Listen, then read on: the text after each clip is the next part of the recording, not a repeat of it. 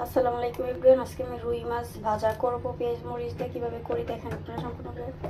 আর এইখানে মাথা নিতাম না, কারণ উনি মাথা খাইতে অনেক পছন্দ করে, এই জন্য মাথা নিয়ে নিলাম।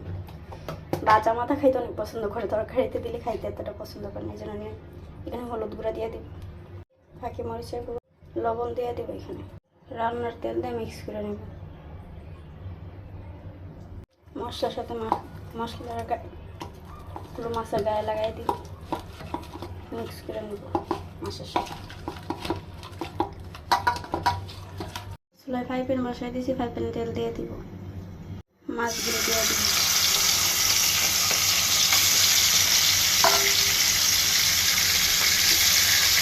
তো মাছগুলো ভাজা হয়ে গেছে, এখানে পেঁয়াজ কুচি দিয়ে দিব, কয়েকটা কাঁচামরিচ দিয়ে দিব। পেঁয়াজগুলো 2 মিনিটের মতো বাইজা নেব। পেঁয়াজগুলো 2 মিনিটের মতো বাইজা নিচ্ছি। এবার এখানে সজনে পাতা দিয়ে দিব, সজনে পাতা দিয়ে দিব, মিক্স করে দিব। এবার এগুলো মাছের সাথে মিক্স করে দিব।